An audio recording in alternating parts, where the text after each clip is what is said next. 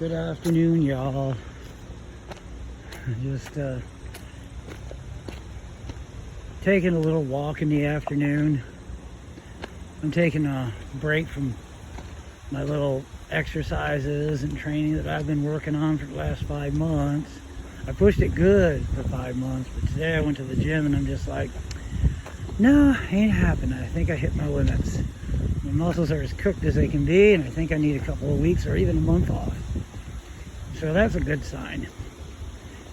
So anyways, I kind of hunkered down at my camp for a little while, hung out, wanted to take a nap, couldn't quite shut down. So I had some coffee, instant coffee, Folgers is my choice. And I just started walking, and I went through town, and now I'm on the other side of town, on the back side of St. Mary's, and I like this area. Hello, shadow. Gotta do the shadow work now.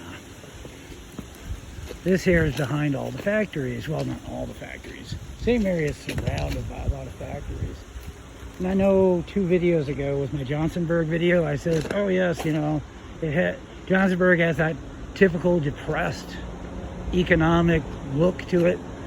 And I didn't want to make it sound like Pennsylvania is a depressed economy. Economy. It's not. It's actually a very robust economy, I would have to say, compared to most of the rest of the country. It is very capable of being self-sustaining and self-supportive, and anybody that wants to come here and get a job and affordable housing can do it. So what I meant was, it has a typical steel mill town, you know, that had the boom in the late 1800s all the way up through the 60s, and then started to decline in the 70s, and then one by one, little by little, the steel mills started to shut down, and it left certain towns in Pennsylvania to be bust. And then they had that economic depressive, town like Johnstown. And I think what I wanted to say originally, which I didn't think of until now, in that Johnsonburg video, I says it reminds me of the 1983 movie Ladies and Gentlemen, The Fabulous Stains. And it reminded me of a steel mill town that, became depressed after the shutdowns. And that's kind of what I meant to say. Not that Pennsylvania is a economic depressed area, because it's not. It's actually a very economically robust place. And like I say, it's a good place to live if you really want to work and get yourself affordable housing. It's a great place. And anyways, this is a part of town that I kind of like. And Noah Road rarely drinks anymore, but when Noah Road does drink and he's in St. Mary's, like sometimes I'll get one, maybe 2 King cans of Molson Ice or something like that. This is like the area I'll come and drink the King cans. It's not mine. I don't drink Busch. I usually drink ice beer. I remember there was a January and we had like 50-degree weather for a couple of days. 2019.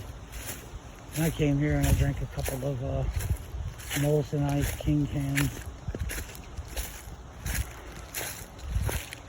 Yeah. And it was under the stars. I mean, maybe it was like lower 40s at night. Just one of those. Oh, here it is. No, it's Labatt, not Molson. That might even be a King can. I left it deliberately out so I could come by someday and see it. I don't litter normally, but once in a while I'll leave a beer can to say, I remember you. But other than the occasional thing I might do like that. Anyways, this is just my neck of the woods. St. Mary's. This is sort of like backside of some of the factories that are around town. It's surrounded by factories, and it's a pretty robust economy. Now, they don't have the same situation in Johnsonburg. Johnsonburg itself is not much of a robust economy except for the paper mill, and it's really hard to get in there. But if you get into the paper mill, it's a good deal. You can retire on it.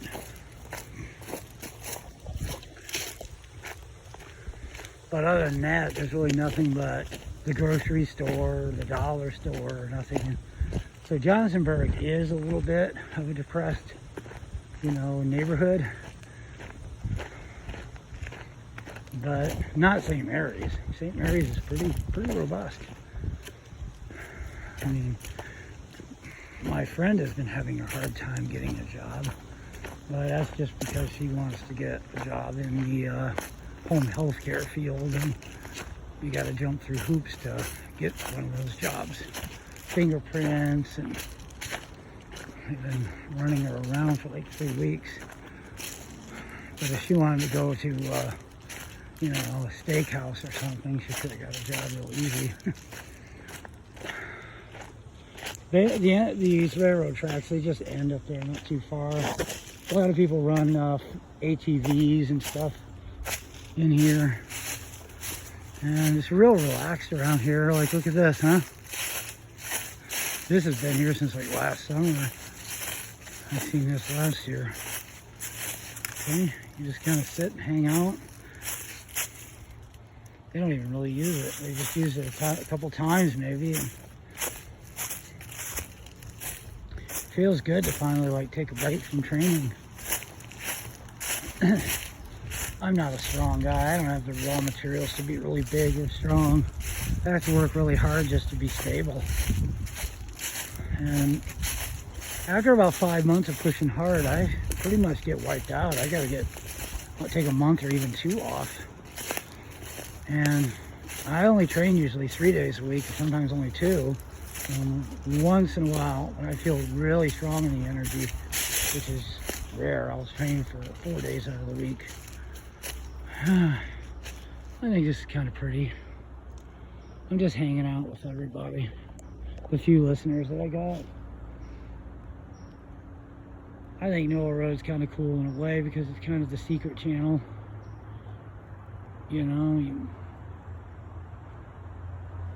It stays secret as long as it's small. Basically I'm a mess of spaghetti with a few pearls of wisdom hidden in the mess, And whatever that is, it's only the grace of God, I believe. If there's anything that I say that's good that rolls off my tongue in the mess of spaghetti, I think it's from the grace of God, our creator, our spirit source energy, our spirit guide. And I'm not one of those people that believe that I am God or something like that. I don't believe that at all. And no matter how many people want to twist, Psalms 82 verse 6 around, it doesn't mean that we are God inside. It meant that the priests were people who had the judgment of God. And anybody that needed judgment went before God by proxy of God's priests. Okay, that's the meaning of Psalms 82 verse 6. It doesn't mean anybody, it only means the priests, the magistrates, and the judges. It doesn't mean just any old Tom, Dick, or Harry. So no, I don't believe that we are just God in our own way. And I don't believe that God is dreaming us in order to discover what this God really is. I don't believe that. I think God knows exactly who God is. And I stick with the conventional term of God as He, not because I'm sexist and think that men are superior, but because it's a manifestation of a relationship. Okay? We are the receiver. Like females are the receiver of the seed, which impregnates the egg. We are like the egg which gets impregnated with the light of God, if we so choose to carry that light. So it's a manifestation of a relationship. It doesn't mean that God is actually male. But out of respect and out of convention, we use the word he and his. Okay? And no matter what people want to say that women are just as much the head of the home and so forth, women are just as equal as far as being a complement to the husband and being really the basic, kind of provider of the needs of the family and the household and stuff. Women actually have a little more authority in the household. See? There is somebody just riding a... But anyways,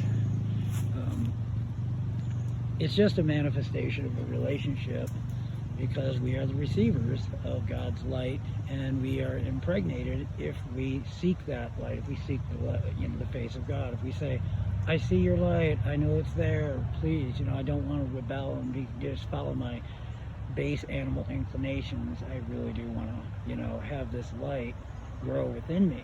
Then that is very similar to a pregnancy. See what I mean?